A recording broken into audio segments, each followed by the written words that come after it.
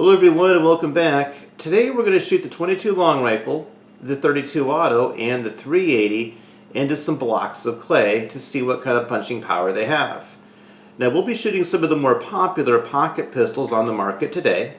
We'll be using the Ruger LCP2 chambered for the 22 long rifle, the Kel-Tek P32, and the Smith & Wesson Bodyguard 380. Now it is important to remember that while punching power and ballistics are certainly important, they are not the only things worth considering when deciding which one of these might be best for your needs. You want to remember this. On the one hand, these pocket pistols are pretty well made for what their intent is, but on the other hand, they are not your Glock 17 or 19 that's designed to handle 50,000 rounds of ammo through it without a single hiccup. They're just not made that way, not priced that way. So you'll want to ask yourself this. How much practice are you committed to doing with each of these in order to stay proficient? Now, as you do that practice, one of the things to consider is this. How much recoil do each of these have? Now, even if you are not bothered by recoil in the least, that doesn't mean that your firearm isn't bothered by it. Now, it's important to remember that these pistols, they've been shrunk down to be micro in size, but the ammunition hasn't been. So the concern here is that the parts are smaller, and with the smaller parts, but yet the ammo is the same size, too much recoil over time could cause the pistol some problems, basically. So what we'll do is this. Before we shoot the blocks of clay, we'll do a side-by-side recoil comparison on each of these three. At any rate, if you liked today's video, please remember to click the like button. Do subscribe and turn that notifications icon if you haven't already done so. And as always, we're looking forward to your comments. Thanks again. We're going to be shooting these three pocket pistols from left to right. They're the Ruger LCP2 and 22 long rifle. In the middle, you've got the Kel-Tek P32. And on the right, you've got the Smith & Wesson Bodyguard 380. We've got the 22 loaded up with some 38 grain hollow point ammo by American Eagle. The Kel-Tek P32 is loaded up with 71 grain ball ammo by Federal, and the 380 on the right is loaded up with 95 grain ball ammo, also by Federal. We'll be shooting the Ruger LCP2 22 long rifle, then the Kel-Tek P32, which is a 32 auto, and then the Smith & Wesson Bodyguard 380.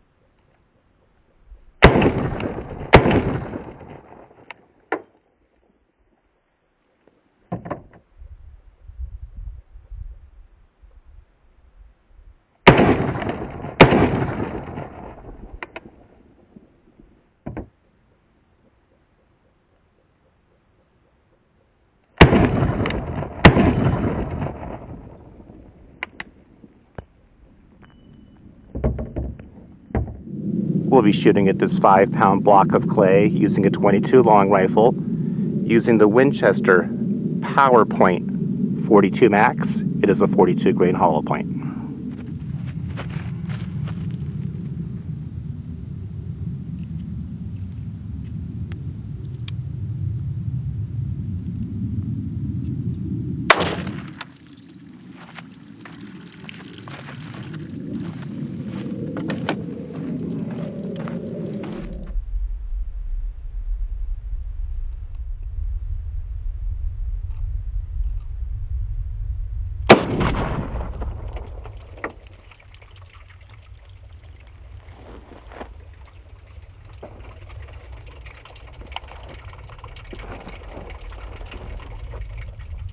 Walking up right now to the square of clay and apparently the water jug behind it that was hit with a 22 long rifle 42 grain hollow point by Winchester. Here's the opening. You see right through there. Here's the back side of the clay. It went into the water jug, obviously. Went out the back side of the water jug. Did not go into water jug number 2, it wouldn't appear. It's probably on the ground somewhere. We'll see if we can locate that.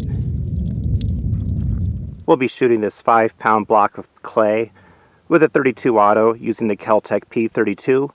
The ammunition will be the 60 grain Hornady Critical Defense FTX bullet.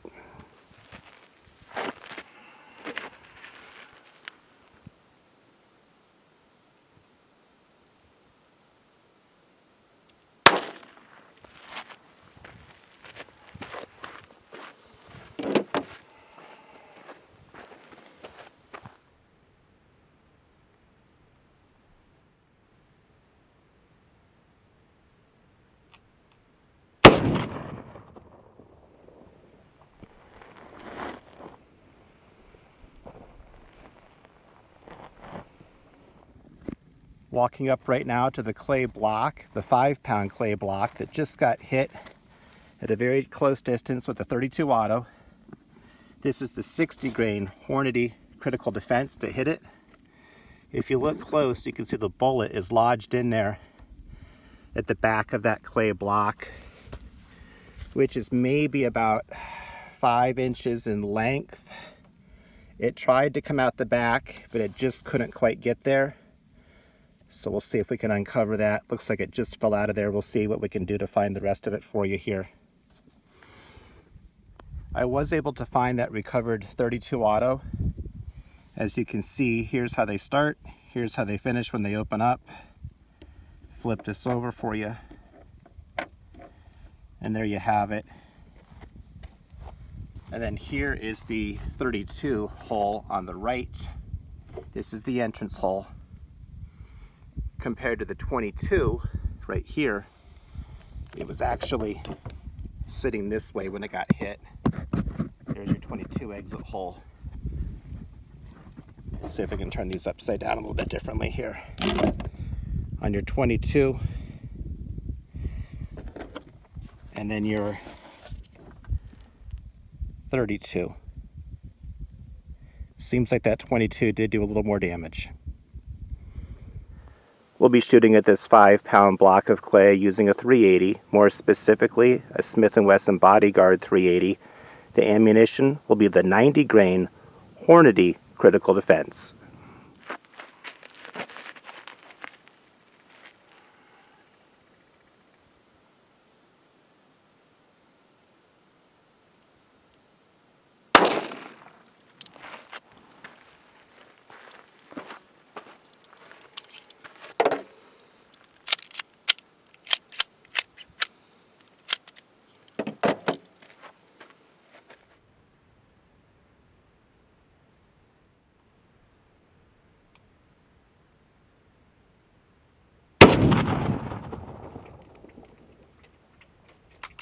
Walking up right now to the 5-pound clay block that was just hit with a .380 Hornady Critical Defense 90 grain bullet.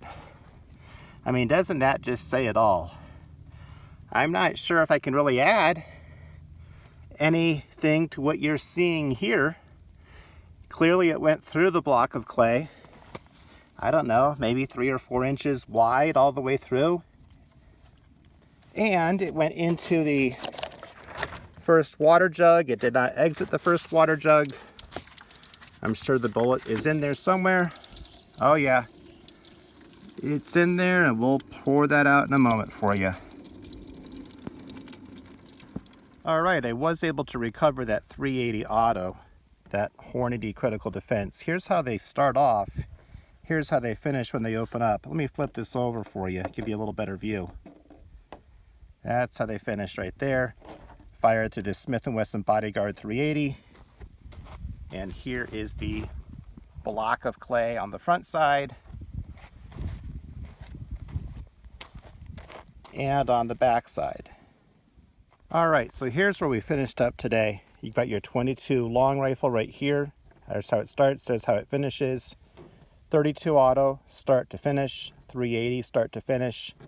We used the Ruger LCP for the 22, the Kel-Tek P32 for the 32, and the Smith & Wesson Bodyguard on the 380. Here is your 22 block, your 32 block, and your 380.